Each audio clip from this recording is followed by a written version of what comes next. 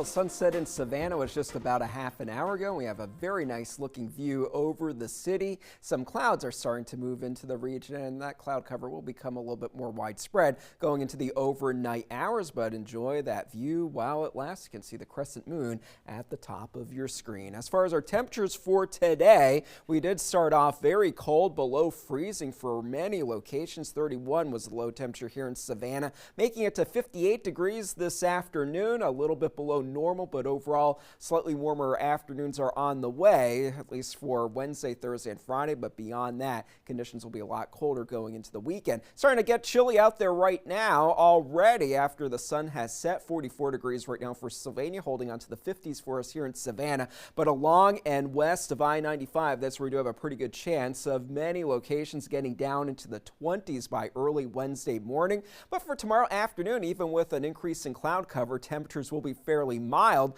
Most of us will be in the lower 60s, so close to where we should be for this time of the year. But going ahead into the later part of the week, that's when conditions will get even warmer before things really start to change for this weekend. Until the weekend, high pressure is going to be in control, giving us those chilly conditions for tonight, and gradually that will help the milder air to begin to flow into the region, especially during those afternoon hours. It's going to take some time for those lows to become a little bit milder, but over the weekend, much colder air will start to move in. Cold rain will start to move in for us on Saturday, and with that colder air at the surface, there's a pretty good probability of us having wintry weather across Georgia and South Carolina, with a significant ice storm setting up to our north. It's going to be the kind of ice accumulating that could bring down power lines and bring down tree branches closer to Augusta. That would be the best chance of having that accumulating ice, but we could see some of that creep into our area going into the weekend, and that's part of the forecast, is something that we're going to be working on over the next couple of days. The signs are there. The models are in pretty good agreement that we are going to be dealing with a lot of cold air. Just that where does that ice setup versus the snow and the cold rain setup? At this point, I think the best chance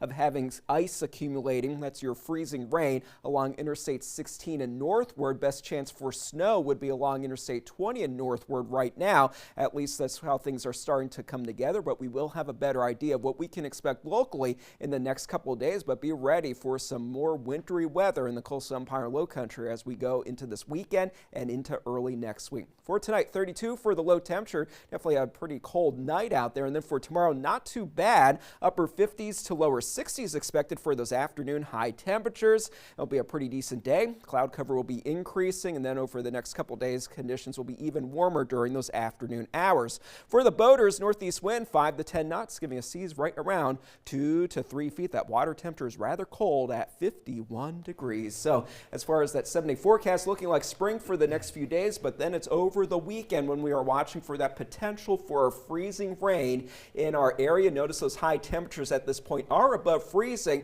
Those lows are below freezing. So it looks like at this point be more of an overnight type of situation if those temperatures behave, and they will be above freezing during the day. It would be a cold rain for us, but it's something that we need to watch very carefully. Thank you. We'll be right back.